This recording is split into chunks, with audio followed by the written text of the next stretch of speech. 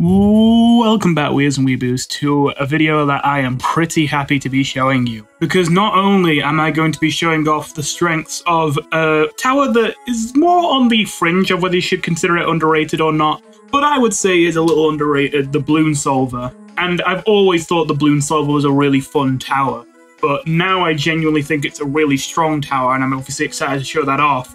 But more importantly, I'm excited because this episode is going to be a bit different. You see, this may be only the second video I've done on Unpopular Chimps, but my plan was that for most of these videos, I would be tackling intermediate or advanced maps on Chimps. If I simply went for beginner maps, then I feel like I could make just about any upgrade in the game look good, even if it wasn't. And I thought that if I ever tried to tackle an expert map on Chimps, it would simply become more about trying to beat an expert map on Chimps, because that's difficult enough in its own right, rather than showing off the strengths of a certain tower. However, I think we found a match made in heaven: Balloon Solver and Dark Castle Chimps. And I'm especially excited about this because I have been waiting for ages to beat this map on Chimps. I'm sure there are some hardcore players out there in the community who are laughing their asses off at this or whatever, and they can go ahead and gloat if they want, but I am happy to have this map finally fucking done with. I know this isn't considered a true expert map by the community, but now that I've actually played this map myself on Chimps for so long,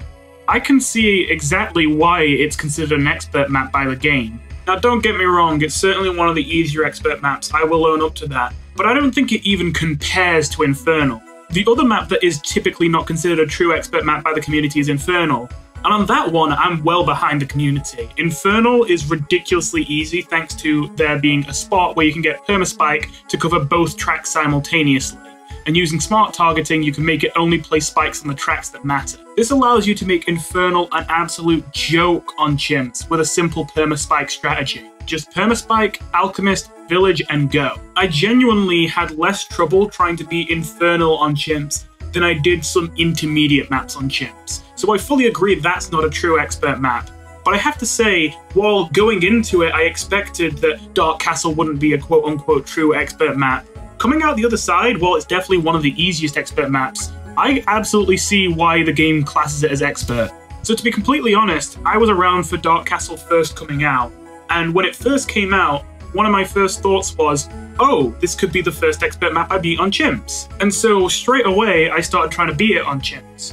And at first, obviously, I'd never tried to beat an expert map on Chimps, so I was struggling with the early game. I kind of expected that. And as well as that, I usually found it a bit frustrating to try and dedicate myself to trying to beat something really difficult in BTD6, just because I hate having to start over all the way from the beginning. In fact, I hated it so much that I decided that even though I knew I wouldn't get the medal in the game for doing it, I decided I would do it in the challenge editor so that I could retry last round. So I set up a game of Dark Castle Chimps in the challenge editor, and I beat it. Okay, there we go, video over. Okay, of course I'm joking. So yeah, even back then, ages ago, I beat it, and I'd technically beaten my first expert map on Chimps.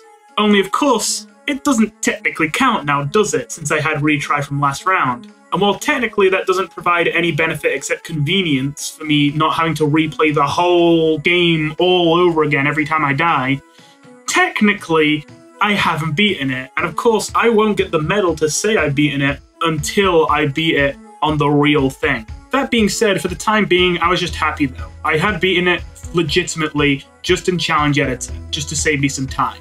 And for some time I was happy with that.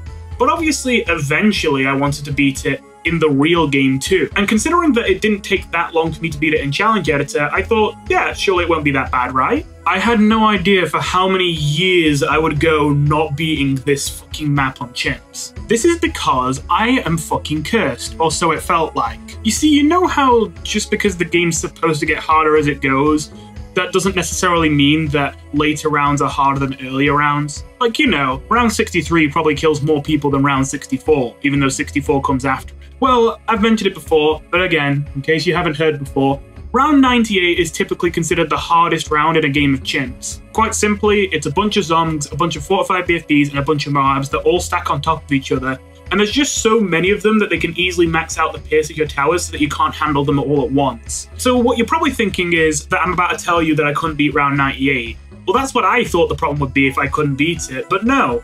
I actually beat round 98 basically every single time I got to it without breaking a sweat. What I kept dying to was round 99. And if you're unfamiliar, round 99 is usually a pretty easy round.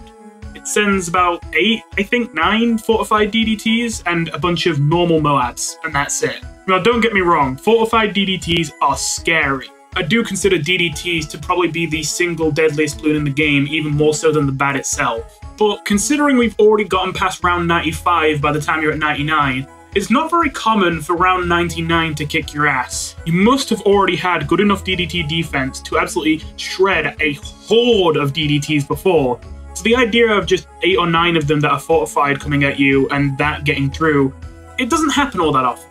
It doesn't never happen. I mentioned earlier that a bomb spam strategy that I tried in the past died to DDTs on round 99 because they couldn't kill the fortified ones, but usually it's not the problem. Here though I was especially confused because although I obviously tried different strategies in every run, the majority of these runs I was using either icicle impales or balloon sabotages, and these work perfectly fine against the normal DDTs, but something always would go wrong on 99. Sometimes it would be that I was using sabotages and the ability's like 3 seconds away from coming up and I die. Sometimes it would be that I would catch every DDT easily without fault and then somehow completely miss the last one and it would just run straight for the exit. Sometimes it wouldn't even be that I died to the DDTs, but somehow my towers get so focused on the DDTs they just let normal ceramics through. There was one attempt in particular where I died to the last DDT in the round, then another attempt where I killed that DDT, got 3 of the 4 ceramics in that DDT and missed the 4th one and then died to that.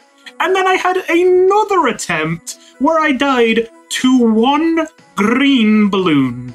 You can understand why I kind of felt cursed. I then got to round 100 and was horrified to discover that because I'd used First Strike to survive round 99, and because I had underestimated how short the track is, considering the bat is usually extremely slow, I actually could not get my first strike back in time to destroy the bat. This cost me the game, and the worst part is I even nearly salvaged it. With an extremely precisely timed snowstorm, I was able to catch the insides of the bat right at the exit, and then use a perfectly timed Moab press to push them backwards, but I still just died to the ceramics inside. Not to mention the later attempt where I managed to get to round 100, where I was literally less than $100 off of getting a first strike, which would have won us the game, and then I died. So hopefully you can understand now why I keep saying it felt like I was cursed. Now I know I've gone a while without really talking about the main subject of this video, the balloon solver, so how about we get into our strategy for beating it here now. Okay, so you might be thinking, why is it that I decided to do the balloon solver on Dark Castle of all maps? Surely I could have just showed this off on some advanced map or something. Well, already I had the balloon solver in my mind as a tower I wanted to show off. One thing was nagging me. The main thing you would use the balloon solver for is grouped balloon damage. It obviously absolutely melts enormous hordes of ceramics, and in fact its DPS is so high that it can even melt hordes of up to BFBs without breaking a sweat. It only really struggles once you hit the fortified BFB stage, and even then, using damage amplifiers, sometimes you can even deal with those, and even up to zongs. And obviously once you get to the point where your balloon solver is able to melt a near infinite amount of anything all the way up to zongs, that means the only things you have to worry about are fortified zongs. However, there's only one round in the entire game with fortified zongs, round 97, which is just 2 of them, and that's the entire round. And it's one of the easiest rounds in the 90s in the entire game. The bad might be a problem, but once again, First Strike exists, which can certainly make the bad a lot easier than it would be otherwise. So either way, the initial plan was to simply have Balloon Solver as the main DPS on whatever map I tried it out on. The only thing was that there are a lot of upgrades out there that are good at dealing with massive groups of balloons for a relatively cheap price, considering it's a 5th tier. You've got Crossbow Masters, you've got the Glaive Lord, you've got quite a lot of options out there. What would make this one stand out? Especially now Spirit of the Forest is actually a good tower. Spirit of the Forest, I feel like, would outclass the Balloon Solver in most situations, right? It does enormously increased damage to ceramics, and it still does really good group mob damage. And while the Balloon Solver does have an extremely high pierce cap, and does in fact attack extremely quickly, it technically can get pierce capped, whereas the Spirit of the Forest cannot be pierce capped. Not to mention the Spirit of the Forest technically has infinite range. So obviously, besides the fact the Spirit of the Forest costs more, what could I do to say this is a situation where the Balloon Solver is better than the Spirit of the Forest? And so for the longest time, I thought I would push the Balloon Solver probably backwards quite a bit. and not really cover it for a while, because it just wouldn't stand out that much, even if I do agree that it is an underrated tower. There are just a lot of other towers that do very similar things to the Balloon Solver, even if the Balloon Solver does it for a good price and does it very well. But here, with Dark Castle, I think I've found a map where you're not only desperately in need for good ceramic defense, but on top of that, a map where the Balloon Solver is the only viable option for good ceram cleanup, making it perfect for showcasing why I think this tower's underrated right now. Now, I want to make a quick disclaimer that I realize that not everyone underrates this tower. This one seems a bit more like a 50-50, where half the people you ask about this tower seem to think it's a meme, and half the people you ask seem to realize it's actually very good. At least in my experience, which is what made me initially hesitant to do a video on it, because I wasn't sure if it would really qualify for being an underrated tower. But seeing that it was able to help me beat the hardest challenge I've tackled in this game so far, yeah, I think it's earned its right to be called underrated. If not everyone agrees it's great, and well, it was very, very powerful for me in tackling the hardest challenge I've done in this game so far. So anyway, I said that ceramics are a nightmare on this map, but why is that? Well, other than maps where it's simply just generally harder than Dark Castle just because there are simply more lanes and blah blah blah, might be the single worst map for ceramics. I seriously don't think I've ever played a map where I've died to ceramics so many times. And it doesn't really look that bad at first until you actually play it yourself and experience it yourself. Which is why I can't really blame people for looking at this map and thinking it will be easier than it is. Again, I did the same. So obviously, first things first, no one's going to put their defense all the way at the left, because there's 4 separate lanes there. They all converge to one in the middle, just put all your defense on the right, correct? But then here's the problem with that. If you cram all your defense on the right, considering that these Moabs already will have made it about a third of the way through the track before they converge in the center, that means that you've already lost a third of the track to be able to pop these Moabs. Well, that's fine, because you can just have really good DPS, right? Stack all your defense in one spot and invest all your money into it, and you can get some really good Moab DPS without having to split your attention, right? Well, that's true, but you've got very little space to be able to work with right now. Even if you have very, very good Moab damage, by the last rounds of the game, these Moabs are probably going to be able to make it about another third of the way through the track, even if you have slows in effect. At which point, they'll be popping basically at the drawbridge. Now, that is a big problem because there is no land around the drawbridge. And you need ice towers to stunlock these ceramics, otherwise you will die. Again, I'm sure most of you already know by now, but I have to restate for anyone who isn't clued in on this.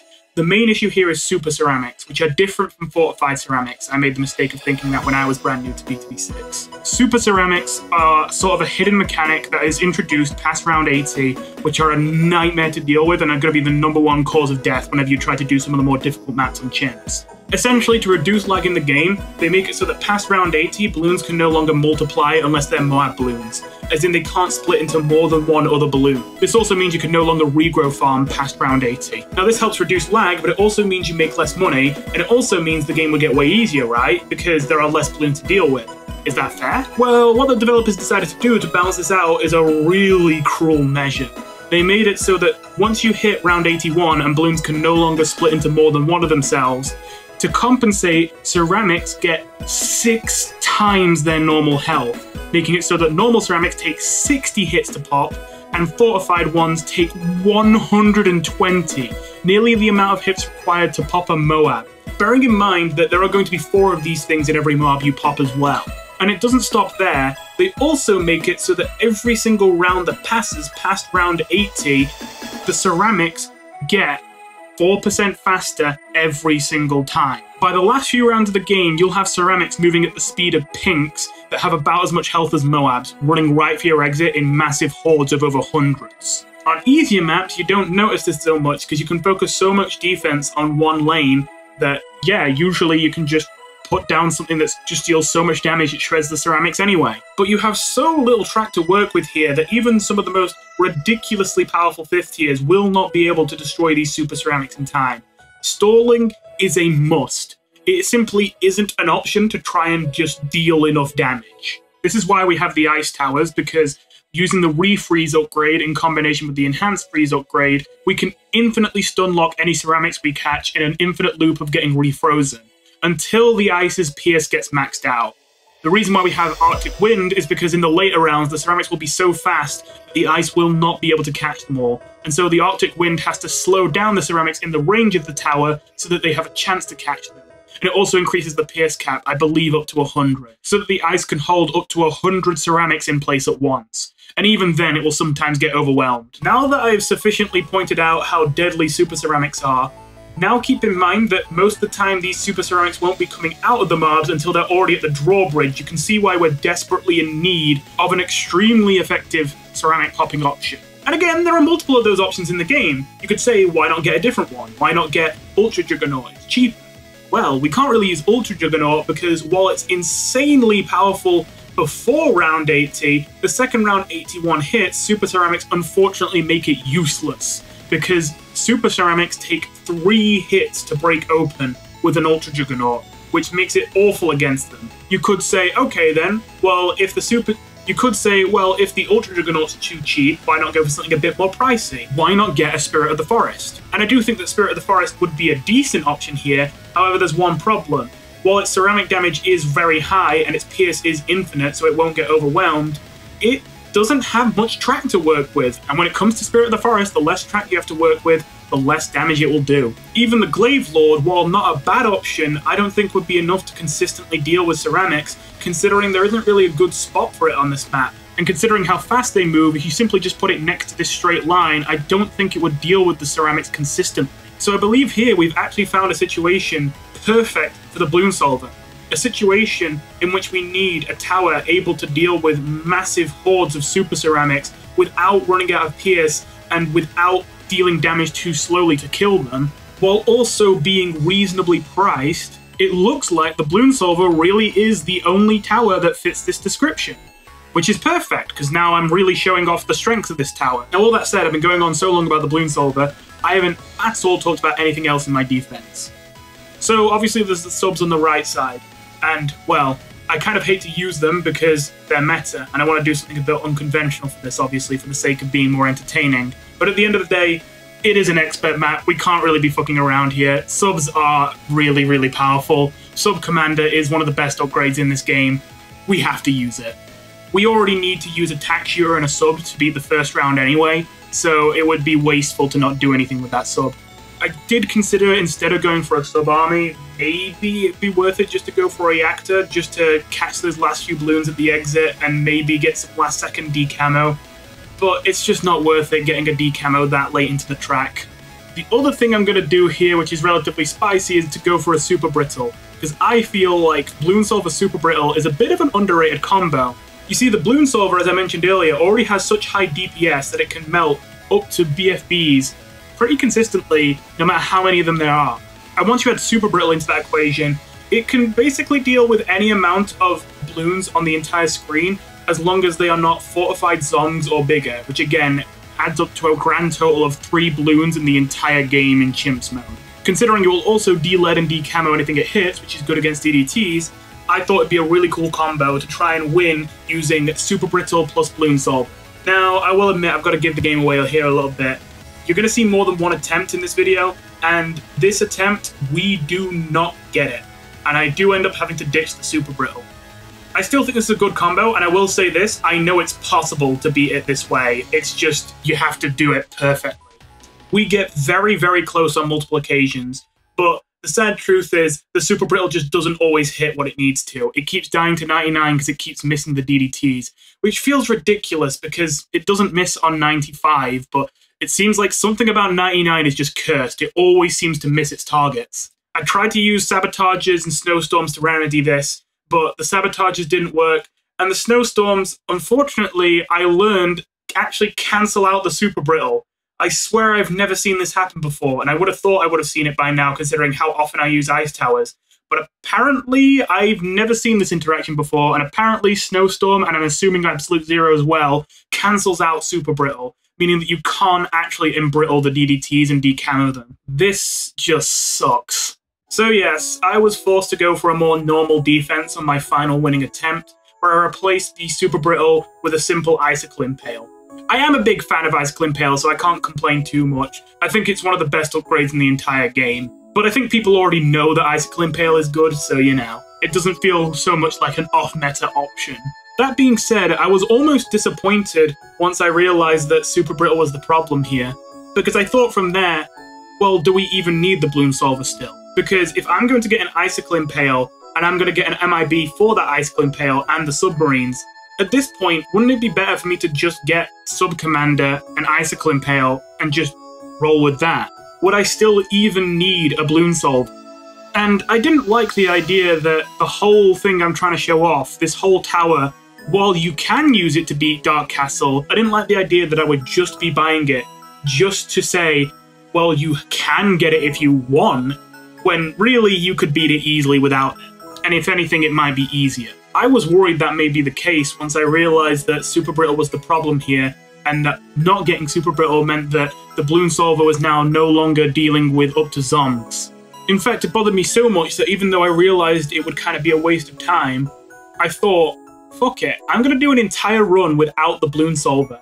Obviously, I didn't bother recording it, because if the Bloon Solver wasn't going to be in the video, I wasn't going to make the video. I was just going to see, can I beat this without Bloon Solver, and if I can, what's the point? And I was really getting worried as I made it to round 97 with no problem so far without using the Bloon Solver. This whole time I was just trying to force this tower, and really maybe I didn't need it. And then it happened. Round 98 hit. And for the first time since I had first played this map, I died on round 98. There were simply too many ceramics, and the speed boosters simply added up too much by this point. They were moving too quickly, and despite the insane DPS of the sub-commander, it wasn't enough to deal with the hordes of super ceramics running for the exit.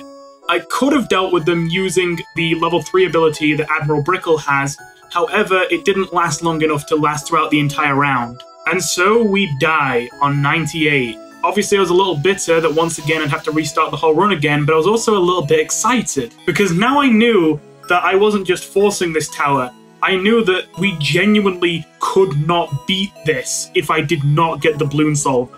So now I knew that even if we were no longer doing the Bloon Solver Super Brittle combo, that still I would be showing the Bloon Solver in a situation where without it being there, it wouldn't be possible to beat this map, at least not with this strategy. Sure, I could have gotten more defense besides a Bloon Solver to deal with the ceramics, but there were so many of them that I don't think many defenses that don't include using an ability would have helped. While we were fine against Super Ceramics for most of the game, the second 98 hit, we were overwhelmed by them by quite a large threshold. It wasn't like it was close and we just barely leaked. It wasn't even close. So as you can tell, this led to my final defense plan. Icicle Impale for the slows, our main DPS being the sub-commander, Bloon Solver cleaning up all the ceramics and Moabs, primary mentoring for the Bloon Solver and the Icicle Impale, MIBs, obviously, so all the sub-darts can hit everything, including the frozen balloons and DDTs. I ended up not actually having to get any sabos on the winning attempt. This whole time I've been using sabos almost every single attempt, sometimes multiple of them, and it turns out the winning attempt was actually not using any sabos at all, so maybe those were a massive money sink that were a waste the whole time. I didn't really consider that because if anything I'm usually someone who underuses sabotages, and I've never used more sabotages in trying to beat any map other than this before. So I kind of thought if anything I probably was being too greedy with not using sabos, but it looks like in fact they might have been my downfall the whole time. And in the end, when the badge showed up on round 100, I obviously got a first strike, but I also had some money left over to get some snipers, remove the trees, and get an embrittlement, just a normal one, to increase the damage to it. I was actually not prepared at all. I fully expected that we would still struggle to pop the bad. I thought I'd win, obviously. I thought I'd be able to use the first strike. But considering that before we had quite a lot of damage on it and it still didn't pop until right at the exit, I really thought this defense wouldn't pop it much faster. But in fact, we melted it only halfway across the track. We actually popped it so fast that I fucked up my first strike because I wasn't ready to blow it up that fast. If you didn't know, if the bad's HP is low enough and you hit it with the first strike, it will also destroy everything inside it, instantly winning the game for you without you having to pop the DDTs or the zombies. That's what I was trying to do, but I actually killed it so fast I wasn't ready to hit first strike and killed everything inside it with no problem. Good times, good times. And with that, I have finally beaten Dark Castle Chimps, something that embarrassingly has taken me years. Again, technically I beat it first try in Challenge Editor, but that doesn't really count.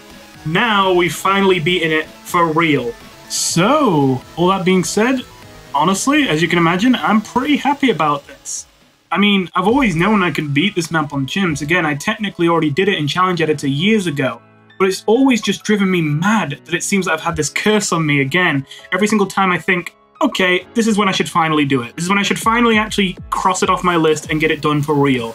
And every single time, I spend a while getting there, and then I die to the stupidest shit by the tiniest margin right at the end, and I think, God fucking damn it, I can't be bothered to restart that whole goddamn run just to get back there and die to the same stupid shit again. So for the longest time, it was just annoying me more than anything, going to the expert map selection and just seeing every single medal on Dark Castle except the Chimps medal there. Even when I know I've technically done it, it feels good to finally have a gold border on an expert map. And that being said, would I even maybe look at a black border? You see, so far I haven't really bothered with black borders at all. I personally don't care that much. At least I haven't cared so far, because so far most of the maps I've gold bordered are of course beginner or intermediate maps. And I mean, sure, I could get a black border on logs instead of a gold border, but let's be real, is that really impressive? However, getting a black border on an expert map's a bit of a different thing, isn't it? If you aren't aware how black borders work in BTD6, if you beat a map on Chimps without ever exiting out of the game at any point to reload your save, then you get a black Chimps medal rather than the normal red one. And if you had a gold border on that map, that gold border transforms into a black border.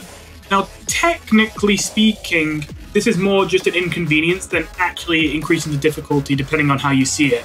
Because not being able to load your save doesn't technically make it easier, it just means that if you see you're about to die, you can't exit out the game and go back to your save. You have to restart the entire thing, which of course is kind of annoying. However, at this point, I have gone through this map doing the exact same thing so many times to get through the first few rounds that I usually play it fast-forwarded on auto start, which I usually never do on a Chimps run, even on things like intermediate maps.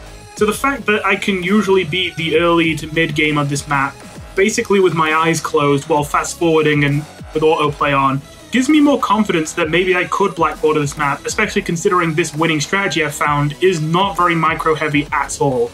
The only micro I think you actually have to do is just every now and then pressing Admiral's level 3 ability. So a black border seems really feasible, since as long as I just do the same strategy again, and as long as I don't press Admiral's ability at a stupid time, yeah, it will mostly play itself, and so having to restart shouldn't really be a concern. That being said, what I might even try is to find a different strategy to beat this map, because while recording this, I actually had a brand new idea of something that might actually be effective on this map. And if that is something I can do a black border on feasibly, I could definitely do a video on that in future. What I have in mind is a more unconventional strategy, but I'll keep my lips sealed on that one until the future if I do decide to make a video on that. Obviously, as well as that, having done this gives me a lot of excitement that now I can try some of the later expert maps now that weight's finally off my chest. In fact, I've had my eyes on #ouch for a while. I've actually already tried to beat #ouch on Chimps before, and while I fully didn't expect to beat it, and of course I didn't, I'm actually pleasantly surprised with how far I got. I don't remember the exact round, but I managed to make it into the early 90s before I died on #ouch Chimps. Now, that being said, there was no chance I was going to win on that run. That was one of those runs where as soon as I hit the 80s, I was just constantly like doing janky shit with my defense for the sake of surviving one more round. I was not spending my money efficiently, and I could tell I wasn't going to make it. That being said, I'm still pretty happy from getting as far as the 90s in #ouch Chimps. And so I'm really interested in potentially trying it for real now. Just have to get past the agonizing start where you can only place 3 dart monkeys on a 4-lane track. Other expert maps I have my eye on include Dark Dungeons, because I have an idea for what might be the best strategy on that map.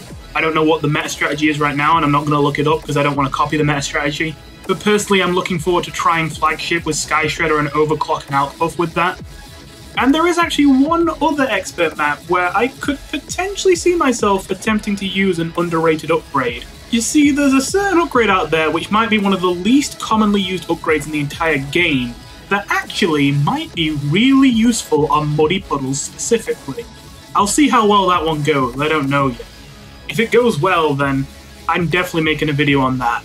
Either way, thanks for watching, and I hope you enjoyed it. I'm obviously really happy to finally have this done and behind me, and it almost gets me excited to try some of the more difficult maps in the game now that I can finally move on from this. One last thing as well, I just realised I completely forgot to mention, this is great formatting right here to putting this at the end. But I just thought an interesting thing I'd mention is, over the years of me constantly doing these attempts, I obviously haven't always had the same strategy. And interestingly enough, my hero has changed basically every time I've attempted this map.